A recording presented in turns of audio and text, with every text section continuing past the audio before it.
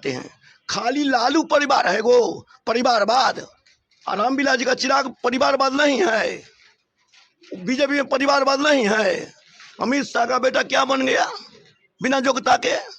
परिवारवाद में सबसे आगे बीजेपी है। शिवचंद्र राम वो जमीनी नेता है। जब स्वर्गीय तुलसीदास मेहता के यहाँ या रामविलास जी का मीटिंग होता था किसी आदमी का, तो ये दौरी सफेदा लाया करते थे। जहां तक रह गई चिराग की बात, तो चिराग के पिताजी को हम लोग जानते हैं, चिराग को नहीं जानते हैं। चिराग ऊपर से चूके आया है। 17 साल बनाम 17 महीना जो वादा किए थे तेजस्वी यादव, 10 लाख को नौकरी देंगे, तो कम अवधि में 5 लाख को नौकरी दिए ना हो, लेकिन दिए। पलटू चाचा अपने लिए सोचे, लोकसभा के बाद उनकी पार्टी का क्या हालत होगा वो समझे। नरेंद्र मोदी जो जुल्मा बताए थे 15 लाख रुपया 2 करोड़ नौकरी साल में, जनता समझ गई है। आओ देखिए, और 4 तारीख के रिजल्ट देखिए, जब बिहार में क्या खेला होने जा रहा है। शिवचंद्र राम वो जमीनी नेता है।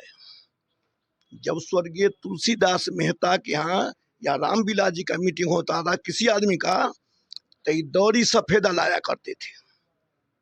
लेकिन ये जमीन का नेता है तो सबको जानेगा। जो गरीबी नहीं देखा गरीबी को नहीं जानेगा। और जहां तक रह गई चिराग की बात, तो चिराग के पिताजी को हम लोग जानते हैं, चिराग को नहीं जानते हैं। चिराग ऊपर से चूके आया है। चिराग का जन्म धरती भी आना है बिहार।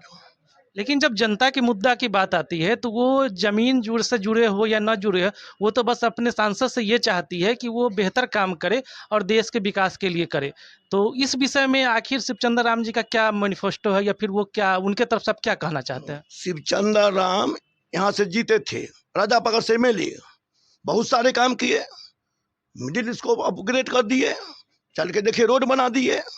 लेकिन हम लोग तो चिराग लेकिन जहाँ तक सर रोड बनाना है या मिडिल स्कूल बनाना है, तो ये तो कार्यपालिका के अधीन काम है। एक सांसद के रूप में या एक विधायक के रूप में उनका क्या काम है, उनके बारे में बताइए।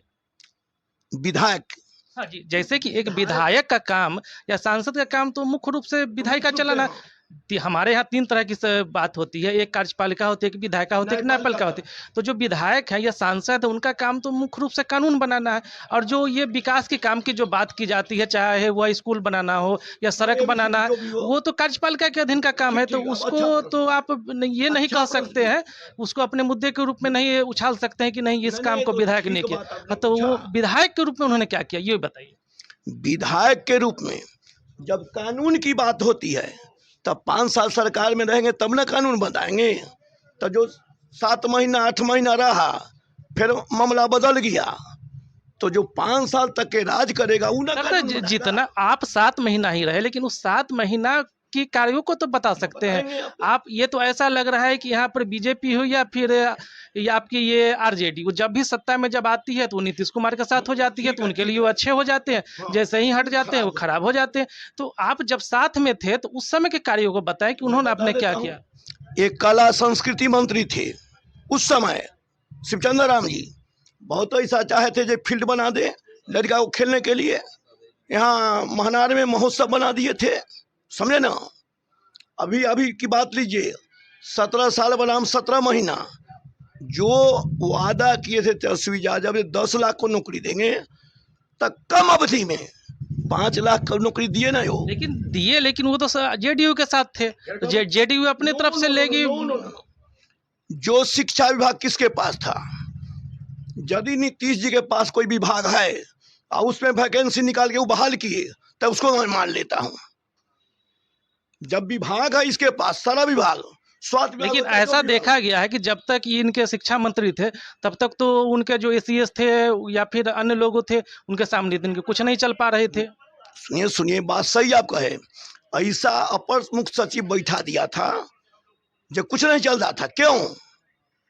अभी आप आलोक मेहता जी CO को बदली किए, तो फिर जब आप तो उसको रद्द कर दिए, आई बहाल कर दिए, तो ठीक हो गया क्या? फिर आप सत्ता में जब इतने असहज थे नीतीश जी के साथ, तो फिर आप सत्ता में उनके साथ क्यों थे? अंतिम में तो नीतीश जी का सवाल था, जो लालू जैसे या तेजस्वी जैसे किए थे, जब विधानसभा का चुनाव लोकसभा के साथ होना चाहिए। जिन्होंने लालू जी इनकार कर दिया, जो 1.5 साल का कार्यकाल है विधायक का, हम क्यों करेंगे? तब बीजेपी वादा मान लिया। बीजेपी तो वादा खिलाफी करता है, वहां भी छटपटा रहे हैं कि कब हम भाग के आरजेडी में जाएं। तो फिर ये आरजेडी ये जहां बीजेपी का जाएंगे खेल पलटू क्यों? चाचा, वहीं ना असहज होगा। तो फिर ये पलटू चाचा जब सत्ता में रहते तो फिर पलटू चाचा की याद क्यों नहीं आती है? अब पलटू चाचा अपने लिए सोचे, लोकसभा के बाद उनकी पार्टी का क्या हालत होगा वो समझे। चलिए उनकी तो बात ठीक है, आप दूसरी की छोड़िए, आप अपनी मैनिफेस्टो बताइए कि आप अपनी तरफ से आरजेडी की तरफ से क्या आखिर हमारा तो होना है? मैनिफेस्टो जग जाहिर है, शिक्षा, रोजगार, स्वास्थ्य, न्याय, ये तो जग जाहिर है। ये तो पूरे जान गया जे मैनिफेस्टो में क्या है से। लेकिन क्या सबसे जनता पहले ये बेरोजगारी, हाँ महंगाई। ये मैंने इस बात को माना, लेकिन इससे पहले भी जब चुनाव हुए हैं, 2019 का जब लोकसभा चुनाव हुआ, 2000 विधानसभा 2020 के भी चुनाव हुए, तो उसमें भी आप लोगों के द्वारा इसी तरह के मुद्दों को उठाया गया, लेकिन जनता ने तो सिरे से इस मुद्दे को खारिज किया। तो क्या लगता है कि इस बार जनता उस मुद्दों को अपनाएगी, या फिर जो अन्य मुद्दे बीजेपी के हैं, चाहे वो हिंदुत्व का मुद्दा हो, या अन्य वो देश के विकास का मुद्दा हो, या अंतर्राष्ट्रीय राजनीति का मुद्दा हो, या फिर देश पर आतंकवाद का मुद्दा हो, वो ज़्यादा जनता पर हावी रहेगा? ये तो जनता को सोचना है कि वो बेरोजगारी को ज़्यादा तवज्जो दे रही है कि अन्य मुद्दों को ज़्यादा दे रही है। तो 2019 में भी तो आपने इसी मुद्दा पर लड़ा था, लेकिन अभी पूछे, वर्तमान में अब आ गए नीतीश जो नरेंद्र मोदी जो जुल्मा बताए थे, 15 लाख रुपया 2 करोड़ नौकरी साल में, जनता समझ गई है। अब 2024 का चुनाव देखिए और 4 तारीख के रिजल्ट देखिए, जब बिहार में क्या खेला होने जा रहा है, तब आपको समझ में आएगा। चलिए 2020 का चुनाव मैंने तो बहुत अच्छा किया, विधानसभा में सबसे बड़ी पार्टी है ना जो, जी हाँ, वो तो उस समय सबसे बड़ी पार्टी के रूप में उभरे थे। सबसे बड़ी पार्टी के रूप में है, इनके हाथ में सत्ता है, मशीन है, समझे ना। वहां भी तो सब कुछ कर सकते हैं ना। अब तो प्रश्न चिन्ह सब उठाता है, बीजेपी वाले ही सबसे पहले सुप्रीम कोर्ट पर हाथ उठा ली। इसको क्या कहते हैं जी? वो करेंगे तो सही है, हम करेंगे तो गलत है। बोलिए बोलिए आप ही। वो तो न्यायालय का क्षेत्राधिकार है, उस पर तो कुछ किसी रंग की बात नहीं कही जा सकते। हाथ में ना है न्यायालय। नहीं ना, हमारे संविधान में न्यायालय एक स्वतंत्र और निष्पक्ष इकाई है। संविधान रहता, आप संदेह कर सकते हैं, लेकिन उस पर आप उंगली नहीं उठा सकते हैं। सबसे पहले कौन न्यायालय के खिलाफ बोला? बीजेपी वाले बोले। बोलिए, और क्या पूछना चाहते सो बोलिए। नहीं, आप बस, हम तो यही चाहते हैं कि आखिर आप आरजेडी के तरफ से। कहता हूँ नीतीश बाबू या मोदी जी बेरोजगारी, महंगाई पर क्यों नहीं बात करते हैं? मंदिर मस्जिद पर क्यों बात करते हैं? खाली लालू परिवार है वो परिवारवाद।